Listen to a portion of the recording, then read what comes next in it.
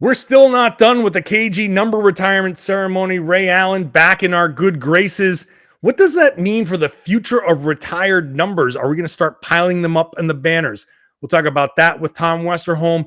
Plus, what the KG retirement ceremony means for the current team. What did they see? And then we get into the real basketball, the Celtics heading out west. And what do we think the Celtics are going to do out on that West Coast trip? Are the minutes getting to the Celtics? It's all right now on the Locked On Celtics podcast. Be ever ready. Recognize the city of champs. Boston, baby, we do what you can't. Locked on number 18, Tatum and Brown, J-team, step back. We gon' wet that and slay teams. Of course, the Celtics, who else could it be? Screaming like KG with the Larry O.B. Karalis above average, assessing the team status. Best daily pod, no cap, salary matching. Clutch like Bird the DJ, keep John on replay. Prime time, dapping up the truth on the sideline. Raining J's, how it started, raising banners, how we finished. Locked on Celtics pod, home of the winners. B. Hey there, welcome back to the Locked On Celtics podcast. Thank you for making the show part of your daily routine and your first listen every day. This show drops Monday through Friday, so make sure you are subscribed to this free daily podcast available wherever you get your podcasts. It's also on YouTube if you want to watch the show, and if you've missed the show, you want to go back and catch up, you can go to LockedOnCeltics.com. Every show there from the beginning, which is like 6 or 7 years ago at this point, is there. I'm John Karalis. I cover the Boston Celtics for Boston Sports Journal. I've written a book called The Boston Celtic All-Time All-Stars, and I was one of the media voters for the 75th anniversary team. Today, we're going to get back into, because a night like Sunday is not something that can be encapsulated in one 35-minute podcast, and I want to get another person's perspective. So the other person, as usual, is Tom Westerholm from Boston.com. Tom _NBA on the tweets. Tom, what's going on, my man? Gentlemen into the streets, Tom _NBA in the tweets, all that stuff. Right, that's right. Yeah. Here to take his Bones Highland victory lap. So by all means. Hey, I loved Bones Highland. I loved his attitude, and I always just thought he just had like a great basketball attitude. Just no conscience, just unbelievably competitive. You know, would talk, yap at anyone. He's got a long way to go defensively, and I don't care. I love Bones Highland. I think he's going to be great. It was funny because, you know, the two guys that I was really confident on in the draft were Cade and Bones. And I was confident in Cade being a star, and I was confident in Bones being like a really nice steal, really good role player. And that's my victory lap. Like, I'm not going to be like unreasonable here. Like, I actually did not like Evan Mobley very much at all. I didn't think he was going to translate very well. Big L on my part. He's awesome. Sure. Scotty Barnes, I didn't like him as much as other people did. I have L's this year, more so than I would usually admit to be quite frank. But Bones and Cade were my guys, and I feel good about those two. Take the wins while you can get them. It's very magnanimous. I get lots of draft wins. I don't need cheap draft wins. I get them all the time. Cade and Bones were wins. I like them. I'll take my other L's. But, yeah. Evan Mobley's awesome. Yeah, Evan Mobley is awesome. That is for sure. Bones. We're talking about this because we just watched the Denver Nuggets beat the Philadelphia 76ers, which is a big deal for the Celtics because that keeps the Celtics within a game of that third seed now. Philly, Chicago, Boston, all with 41 wins. Celtics have 2 more losses than Denver and Chicago. So they are a game behind. And we're recording this as Milwaukee and Utah are playing. So Milwaukee could fall into a tie with those other 2 teams as well. That's how crazy this East is. We'll talk about the game and the upcoming road trip later on in the third segment. And in the second segment, we'll get into more of KG night.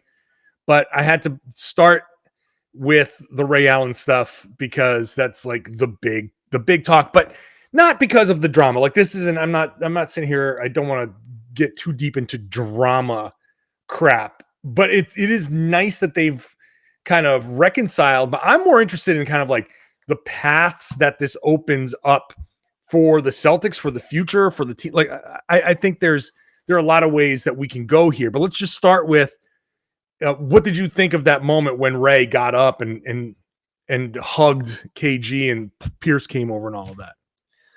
Honestly, like I'm a pretty cynical dude. Like you know me. Can confirm. Can confirm. I saw that moment and I was like, that was cool. Like that was, Ooh, wow. yeah. Like even I was like, huh. Like I wait. Did you actually feel a feeling? Did you get feelings? I had more than one feeling. I've never. It's been a long time. That's a big moment then.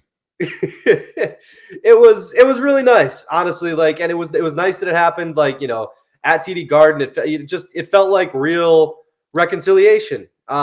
It's those like, and between those guys, it always kind of sucked that their bond was frayed. They went through so much. Ray talked about it a little bit in his comments afterward of just like, hey, like we accomplished a lot together. We did some really special things. And, he said he was like, it sucked to be on the outside looking in.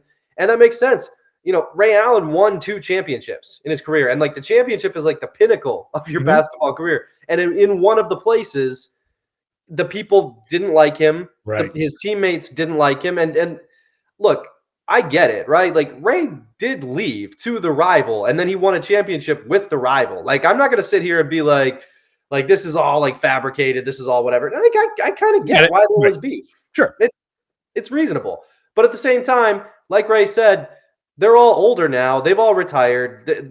I think squashing the beef now makes sense. And the fact that they did, and the fact that they did in such a public place, in a place that meant so much to everyone. And I mean, honestly, the fact that it sounds like Ray showed up not entirely certain what to expect from Garnett, at least, the way that he put it.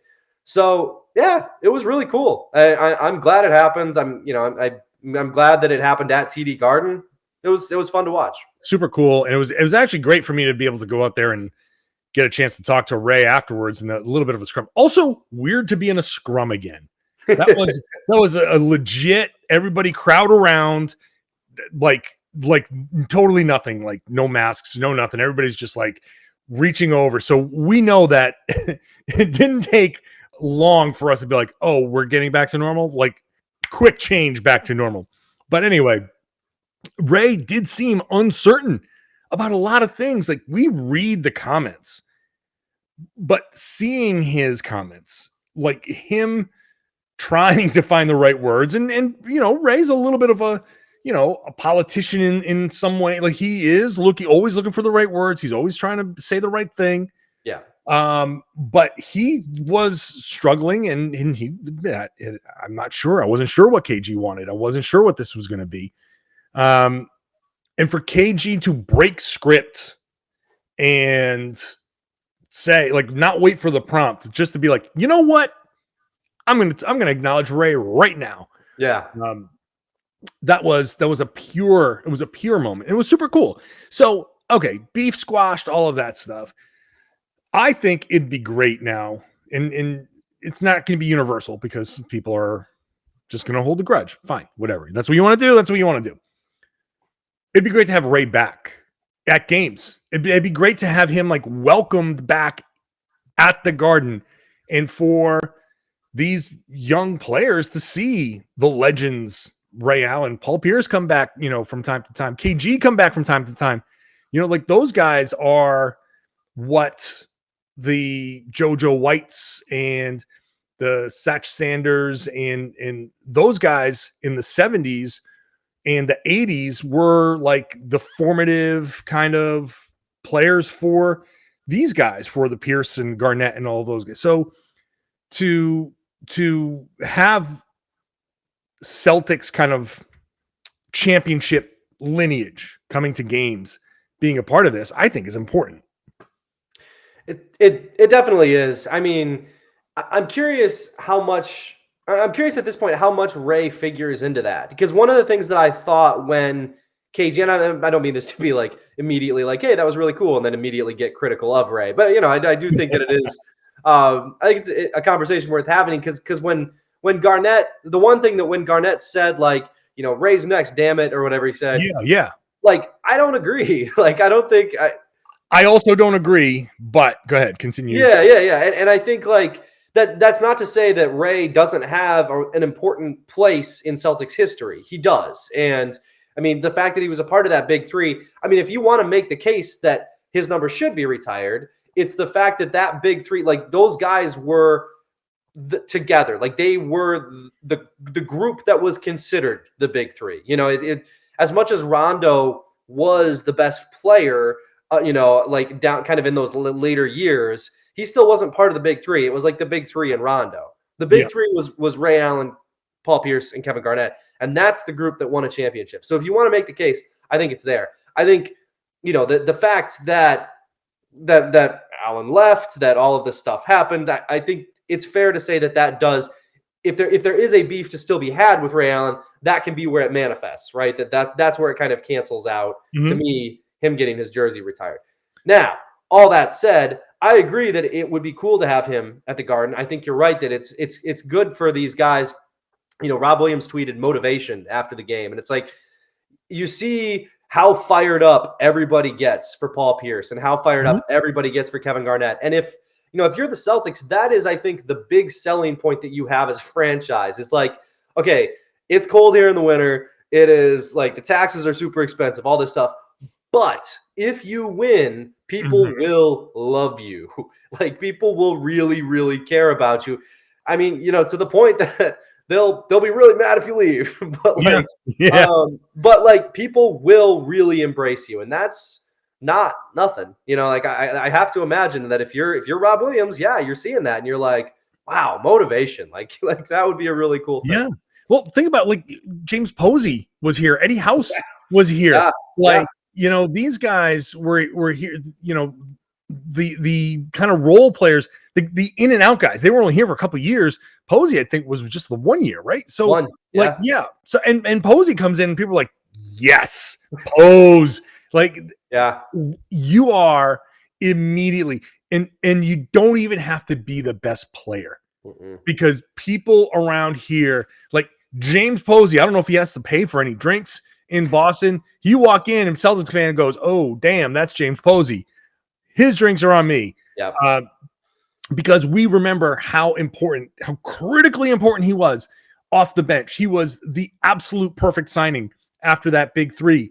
And fans around here recognize that. So you don't have to be Jayson Tatum. You don't have to be Jaylen Brown to be motivated by what you saw this weekend. You just have to be a player that maybe it's Robert Williams. Maybe it's freaking Aaron Nesmith. I don't know. But all you have to be is the player that does his job well. And we can acknowledge, man, we don't win a championship without this guy's contribution. And that guy is going to get a huge pop. Like what PJ Washington, if he would have been there, that dude would have gotten, like, they have introduced him. He had like 2 shots. Right? What's that? PJ Brown. Sorry. PJ Brown was there. Sorry. He would have gotten like the biggest pop in the world. And he was a post waiver signing buyout guy that hit 2 shots in the playoffs, I think. And if he comes in, he's going to be loved. 100%. Those guys, the current players, I think, need to see how much the fans appreciate the champions that have preceded them. And that's a great point by you. Well, and just to build on that, right? Like PJ Brown came in and hit 2 shots, and like you said, he would have gotten a big pop. I mean, look, Scal, right? Like we were talking before we started. Right. Like Scal, when he's just like sitting doing his job, he has people yelling like Scal, like all this stuff. Yeah. And then you look at like Jason Terry comes on the screen, and the reaction is much more like, Jason Terry. Right. Like nobody cares. Like, right. That's what it is. Like you win a championship and everybody remembers what you did on that championship team. I mean, like, if Tony Allen had never had like a real, NBA career, I think people would have remembered his reverse dunk in that game 6 in garbage time, right? Like just like all these moments where everybody just got to celebrate down the stretch. Like that's that those, like you said, those are the guys who are going to pop. And it's that's I think the Celtics selling point. Let's continue the conversation, get into the broader Kevin Garnett conversation, the retirement ceremony, which was a real blast. After I talked to you all about BetOnline basketball, we're heading into March Madness. The tournament, March Madness, starts this week. So head on over to betonline.net for all the latest contests, odds, player props. It's the number one source for all your sports betting needs and info. BetOnline remains the best spot for all your sports scores, podcasts, and news this season. It's not just basketball. It's whatever sport you want, whatever sport's going on. Hey, baseball's back. You're going to be able to bet on baseball soon. So check it out. Head on over to the website today or use your mobile device to get the latest trends and action, including live betting and your favorite Vegas casino games. BetOnline, it's where the game starts. Please gamble responsibly. Hey, thanks for making Locked On Celtics your first listen every day. How about making Locked On Now your second listen? Locked On Now will have a good recap every game in the NBA with the local hosts, with the local experts. You get each side of the story for a couple of minutes. It's a great way to get caught up on the night in the association. Find it wherever you get your podcasts. It's also on the Locked On NBA YouTube feed, so subscribe there as well. You'll get all the Locked On NBA stuff. Plenty of great basketball content there. Let's bring Tom Westerholm back into the mix to let's get into the KG thing, because I thought, as far as retirement ceremonies, number retirement ceremonies, this was, I think it went about as well as you can. I remember the Tim Duncan one, and they had like 40 people talking. It was like, okay, can we just get to Timmy? Can we just get the number up there? And I understand that everybody does things a little bit differently, but the minimalist thing that the Celtics did, it was just, here you go. Here's some gifts. Back to this conversation. Let's go. Boom. Here's your number. Here's Phil Collins. We're out of here. And so I thought that was a fun night. Definitely. And I mean, again, I said this on Twitter, give the Celtics all the credit in the world. It was clear they made a decision beforehand. Whatever KG says, we're not editing anything. Like, NBC Sports Boston, don't you dare. Celtics, like, I actually don't know how that conversation went. But like NBC Sports Boston, the Celtics, like all this stuff, they just were like, nope, yep, KG is going to say what KG wants to say, and this is his night, right? So, like, bring your kids. Come up for just a second, because that runs counter to what Boston has, like, and people have complained. I saw it in the comments and I saw it on tweets, and look, this is KG, and I think it was awesome, but it runs counter to the way they normally had done things. And KG comes along, and NBC Sports Boston, they normally would, and especially Boston.com. I'm sorry, that's you. The Boston Celtics. Don't get me in trouble here, brother. No, I'm misspeak. Please don't fight. The Boston Celtics Twitter feed, I feel like they would have edited some of this stuff. And most impressively, the video of KG going in and shaking Marcus Smart's hand and Jaylen Brown's hand and Tatum's hand, and the, no bleeps, no nothing, and plenty of cursing in there. And it was just all natural. And people just, I think it's a great point by you to say that they made this decision. I think it was the exact right decision. Yeah. Also, that brought about us getting KG calling Deuce big head ass, which was very funny. So, yeah, and I think, like, the Celtics deserve a lot of credit for that. The thing you maniac. Yeah, it's amazing. Oh my god. I think the Celtics do this kind of thing really well, right? Like that they are very good at pinpointing like the things that people cared about players, and the things that the players, with Pierce, it was all about loyalty and like, you grew up here with us and we watched your entire progression, and it just, it meant the world to have you here for your entire career. With KG, it was, the celebration almost mirrored his career with the Celtics, right? Because like you said, it was shorter, but it was like an intense kind of celebration, right? It was like, we got the Pierce, we got the, we got the video, we got like the really intense video, we got the interview with KG, we got the banner up. And it's like, KG was only here for, 6-7 years, whatever it was. And then he was gone. And those were 6 or 7 really intense years where everybody really loved KG, right? It was like a relationship you had that was short, but it was really intense. And man, you like just had a great time during that really intense relationship. Like, I don't know. I thought they like they usually do. Like, I'm a fairly cynical person, but I think the Celtics are really, really good at kind of capturing what somebody means to meant to the team. And, I think that's why we see their tribute videos. Their tribute videos are so good. Like the Pierce tribute video on YouTube is like a tearjerker every time, right? So they're really good at this. And and incidentally, that's one of the reasons why I was really sad that they never ended up doing a really good Isaiah Thomas tribute video, because I think he deserved one too. But regardless, celebrating people who have been here is something they do well, and I thought they did that with KG for sure. Yeah, no, look, this is part of we talk about the current guys and why they may be motivated by something like this. It's not just that, hey, if you win a championship, we can have your number retired and your number goes up. It's how they do it. And the fact that, and I can say this amongst Celtics fans, the Celtics just mean something different. And it's not to knock other franchises. It's just that Boston is the only franchise in the NBA that starts at the very beginning, and the BAA that starts in the same city, that starts in the same general plot of land, and that has won as much as it has. Like, there's 3 teams that, or actually it's 2 teams really. You can go back to the Knicks and the Celtics that can stake a claim to all that. Yeah. And the Knicks just haven't been successful enough. They have history, but it's checkered. It just is.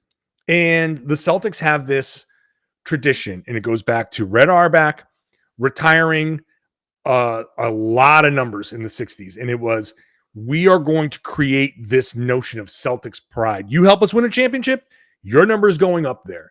And Casey Jones's number goes up there without a lot of counting stats, but as one of the most supremely important players on those championship teams, because he defended, I always call him Marcus Smart before Marcus Smart.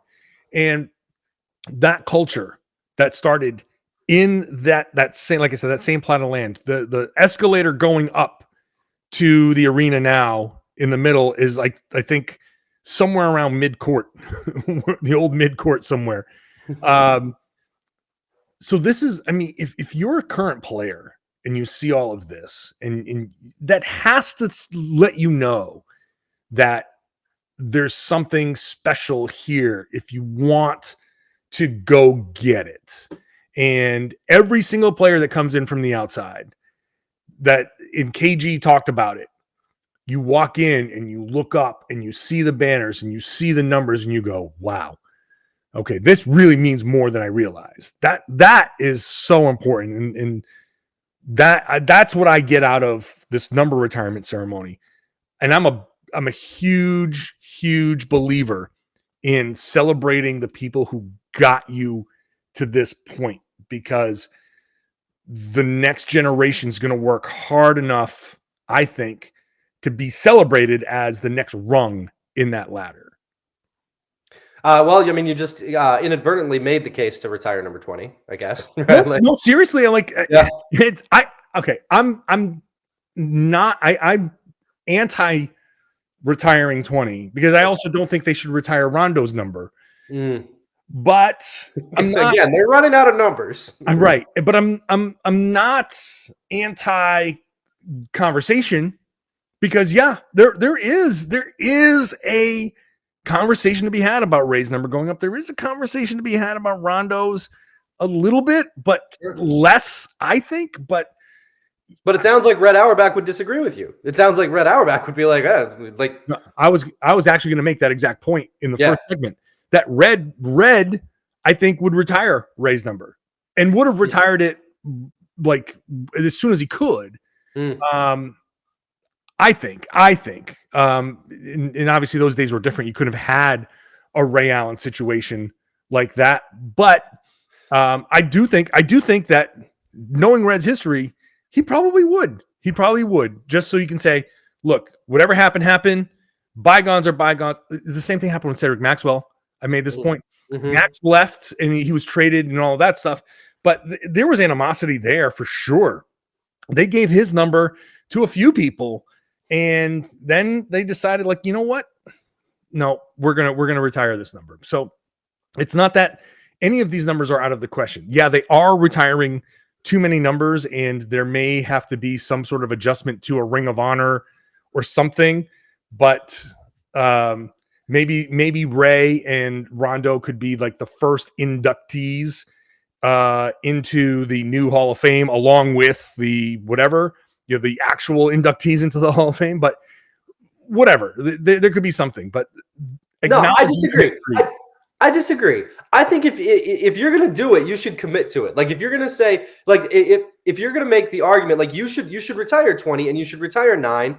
I mean, you should look like you want to make it a real thing. You should like he didn't win a title, but you should take a hard look at number 4. Like if you're gonna do it. And then when you come to the Celtics, you might be wearing like a weird number. You might be wearing number 39 or whatever. But the reason you're wearing number 39 is because you might be the last person to wear 39 and your number might be up there. And it's kind of always that reminder of, I didn't get a cool number, but that's because I play I play for the team that immortalizes numbers. I don't think that's a bad thing.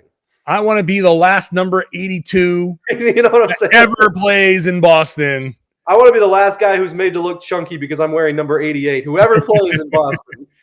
Well, that was Antoine Walker at one point. I know. Yeah, man. Who? Yeah. I shouldn't talk. But. Look, man. I went in men's leagues. I wore number 8 for years because I loved Antoine's. I only shoot 3s because there are no 4s quote. It just really summed up who I was as a men's league player. So that's yes, I can also confirm that that's who you are as a player. All right, so that was a great night. Let's actually talk some basketball because the Celtics are going to be heading on over to the West Coast after a tough loss to the Dallas Mavericks. We'll talk about that in just a moment. First, Rock Auto is the place to go for anything you need for your car, truck, motorcycle, RV, all of that stuff. There are just so many cars out there. There's so many makes and models. It's impossible for one of those chain stores on the corner to have everything that every car and truck and motorcycle needs. No way. So don't waste your time going there and telling that person behind the counter all of the specs. Just enter it into your own computer, and then you will go through a catalog that's very extensive with tons of different price points. So whatever fits your budget, you can get something that works for you, that works for your vehicle, and you can save a bunch of money. You're not going to spend 30 to 50 to even 100% more for the same spot, same parts at a chain store or a dealership. So if it's something complicated, great. I don't know complicated parts of the engine. I just know that there's an engine. I know it exists, but I can get my wipers, I can get my headlights, I can get my floor mats, all at rockauto.com as well. So head on over to rockauto.com. See all the parts that are available for your car or truck. Right, locked on in their How Did You Hear About Us box. That's how they know we sent you. So it's super, super important that you do that. That's how they know we sent you. Put locked on in their How Did You Hear About Us box. It's an amazing selection. Reliably low prices. All the parts your car will ever need at rockauto.com. Hey, thanks for making Locked On Celtics your first listen every day. How about making Locked On NBA your second listen? Locked On NBA is a great show. I host on Wednesdays, so that would be tomorrow's Locked On NBA podcast. Me and Jake Madison will have the night in the NBA covered. So check me out, check Jake out, check all of our hosts out. It's a great show, Monday through Friday. Free wherever you got Locked On Celtics. You can find Locked On NBA, also on YouTube, so please do that. Let's bring Tom back in as the Celtics head west, and this is going to be a challenging road trip for the Celtics. Not just the fact that they're facing a couple of good teams, but they are coming off this loss, and I just feel like they are not in a funk or anything like that, but they certainly, I think, have taken a little step back from their best. The Brooklyn game was really, really good. And I think after the Brooklyn game, after the Memphis game, where they really were at their peak, Charlotte was a little bit of a struggle, but they won. Detroit was a little bit of a struggle, but they won. Dallas was a bit of a struggle. Now they lost, and now they're heading in to go face Golden State. That's going to be a tough matchup. So any feelings out of the Dallas game that you're worried about heading into this road trip? Well, I wouldn't say worried. That just feels a little strong, but it is like, I think you're right No. to call it. Are you soiling yourself over the impending demise over the Celtics? Go. You Like, have as 30 we seconds, speak, go. am I soiling myself as we speak? No, I'm not. I'm not soiling myself. So no, I think, but I do think you're right to call it like sort of a not funk, but like not like their best. I like it. It's not a funk, but it's not a funk. It's like a not funk. It's I don't know. It's kind of nebulous, but I do think that like if you look at so like for instance, you look at their last 15 games, right? Their defensive rating is the best in the NBA, and it is 104.4. So it's like it's still very good, but it is just not quite where it was, and that's okay. It's because the best in the NBA. At one point, it was down into the 90s. Into the 90s, right? Yeah, and that was obscene. They were never going to keep that up. That was right.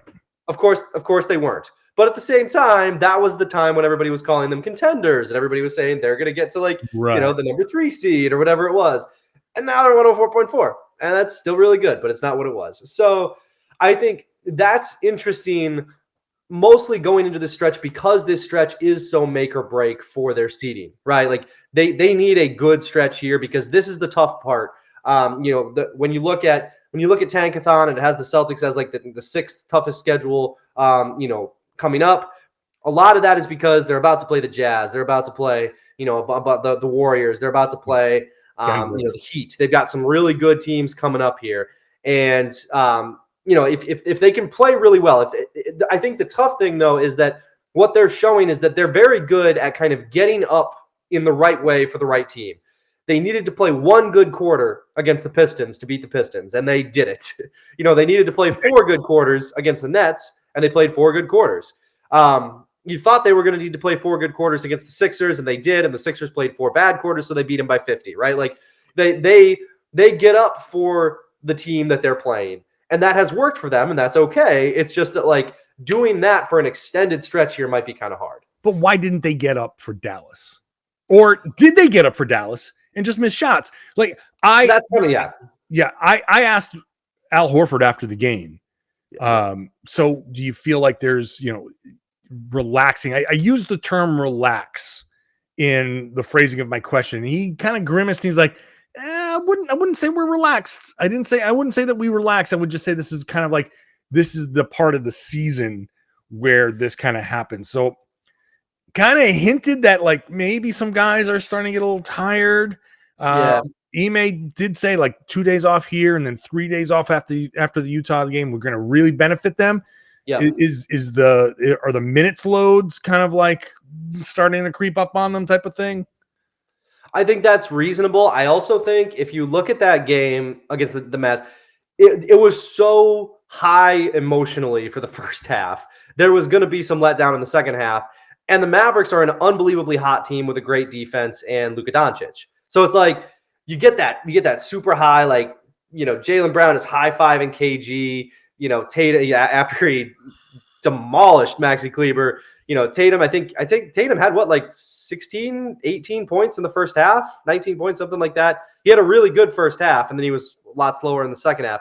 It looked to me like the Celtics had just unbridled energy in the first half. Everybody was going nuts. The crowd had unbridled energy. And it's just, again, you can't maintain that for an entire game. And maybe the Celtics, expended a little bit too much emotional energy in the first half, which is understandable on a night like Sunday, like KG night, yeah. Like KG night. So, it was a big night. So I don't know. To me, that's what it was. That kind of lines up with what Ime and Al were saying.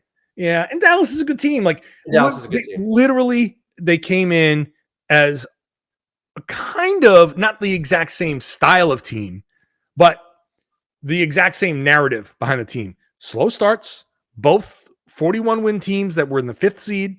And that made a turnaround that was kind of centered on defense because since the first of the year, Boston's the number 1 defense. Dallas is the number 2 defense.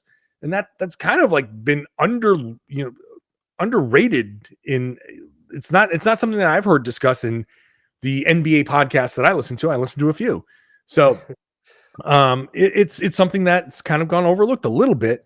So the Celtics and the Mavericks. Well, and real quick, they had identical records coming into the last night's game too. Yeah, right. So yeah. it's in 2022. In 2022, sorry. In 2022. Oh, so even better. So it's the exact same freaking team. Yeah. In so many ways. And you saw that.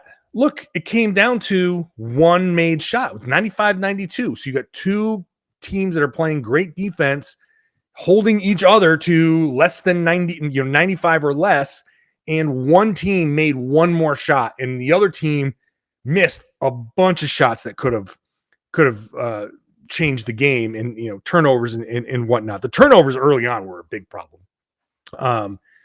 The fact that the Celtics had fewer turnovers but more points off of those turnovers was telling. So I'm certainly not worried. I do think that there is this like leveling off. It's almost like a car that did like a power slide. Like the Celtics did this big power slide, and then you got to get that back end centered again so you can keep going. So there is a little bit of a counter to what they were doing. So, they still have the wins over Memphis and Brooklyn and Atlanta, which were really good in three distinctly different styles of wins. They had the gut out wins against Charlotte and Detroit. You lost to a team that's evenly matched by three. Sure. I mean, I got on the double teaming. I didn't think the defensive strategy, I know you held them to 95, but I didn't think the defensive strategy was good. I still think that, the extra day off is going to help them a lot, and we'll see what they do against Golden State. What do you think they can do on this road trip? It's Golden State, Sacramento, Denver, and OKC. So the obvious answer would be 2-2. Can they go 3-1? Can they go 4-0? I think the goal should be 3-1. And then if you get 4-0, that's great. But I mean, you should. Should get one of these between Golden State and Denver, right? And if you get both of them and you lose to OKC because it's the last night of a road trip, you kind of understand it. Because it is that last night of a road trip is just vicious. But I think you should make the goal 3-1 because, you should be the Celtics have proven a bunch of times now that they can beat good teams. This is not a team that you're like, well, take care of business against the bad teams. No, they can beat the good ones. They are since 2022 started, they are one of the good ones.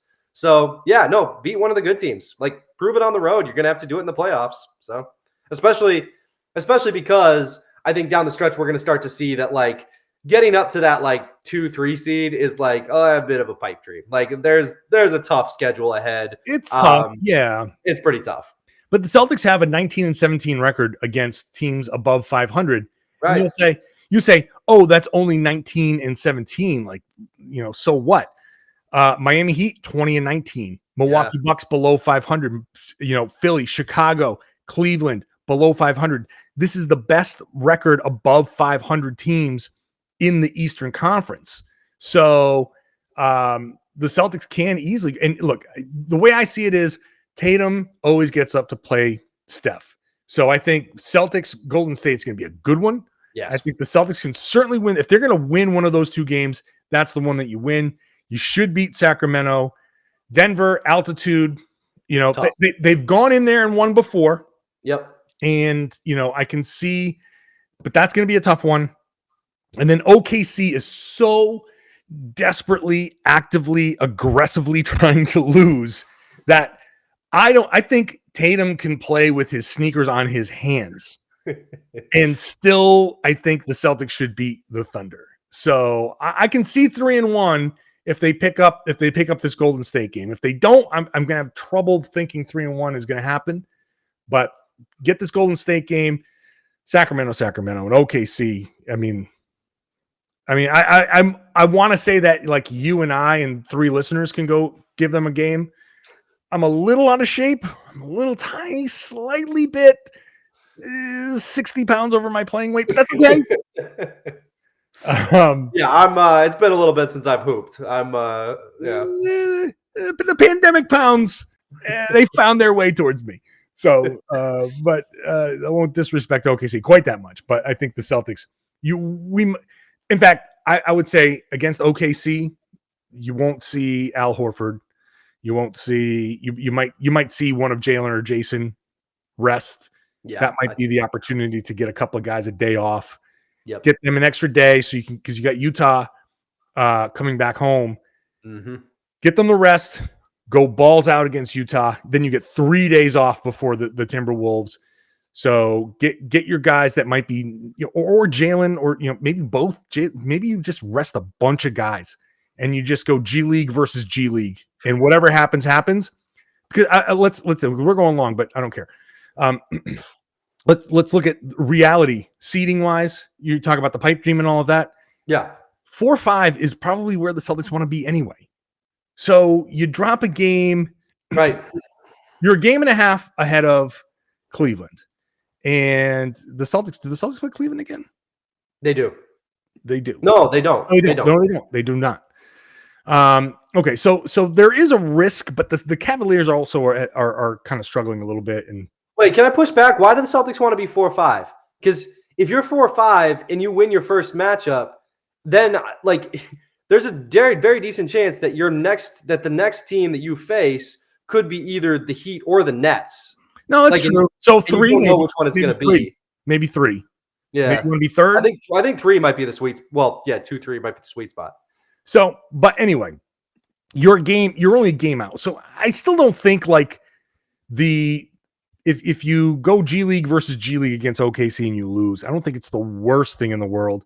Sure. Now, if the Celtics go 3-0 the first 3 games, then everybody sits down, relax, and you hope that Sam Hauser can hit a bunch of threes against, I don't even know who the hell the Thunder are putting out there, but Giddey. Well, Josh Giddey, yeah.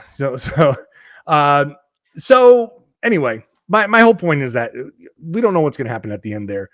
You got that Utah game with those 3 days off afterwards. I think that Utah games, we're going to see 40 minutes. We're going to see playoff minutes against Utah with all that extra rest. So give the guys a rest on the 21st, fly home on the 22nd, go all out against Utah, then take a day off, just nothing, no meetings, no nothing, get off your feet. Then you have the 25th, the shoot around 26, you go hard, and then boom, boom, boom. So, yeah, sounds reasonable to me. I mean, yeah, I think you could also get away with. I think you get away with one of Jaylen or Jayson against. Yeah, maybe. I think here's the thing. Here's if any of the teams around, if the Celtics win a couple of their first games, and if the teams around them slip at all, right? Then I think you look at that OKC game as a chance to maybe make up a little grounds, maybe maybe what it is. Maybe what you do is you play Tatum for the first half, and you say you got 20 minutes in you. You get 20 minutes. Let's build up this lead, and we're sitting you after halftime. Let's get up by 40, so we can sit you and feel comfortable cruising after that. But dude, look, they've played 69 games. I still can't believe there's 13 games left in the season. I still cannot wrap my head around that. How we went from, it felt like we were just writing the it's still early stories. And then all of a sudden now it's whoa, wait a second. We're in jockeying for seeding and there's 13 games left. That's just, I don't know. It feels like last week that I was writing. It's still early, but the Celtics should be absolutely ashamed of themselves. But here we are, and it's not early, and the Celtics should not be ashamed of themselves. The Celtics are legitimate. I feel I definitely am still because I look at the entirety of the story. I still have the early December, November struggles in that January. Because we're writing these contrasting pieces of, hey, January 6th, I think it was, after the Knicks lost 18-21, and look at them now, and all of that stuff. And it's just been such a wild ride that it's the fact that it's almost over. I'm like, oh my God. And I don't know. I got no way to finish that sentence. I can't help you. Yeah. So then in that case, I'll just finish the podcast. Okay. Thanks for that was good. You salvaged it. Well done. When in doubt, just shut the hell up. Thanks, Tom. Enjoy having you on again. Thanks to you, the listener, for tuning in, for watching, whatever. If you're not a subscriber, please subscribe. It's free. It's daily. Wherever you get your podcasts, this show exists. It's also on YouTube, so you can see us and tell me that my voice doesn't I don't look like my voice, which is always a funny thing. I understand because I've said that to people before, but it's just funny to hear it when people say it to you. If you are a subscriber, I would appreciate it if you share the podcast and tell your friends, tell your family, tell everybody to listen to and watch the Locked On Celtics podcast here on the Locked On Podcast Network.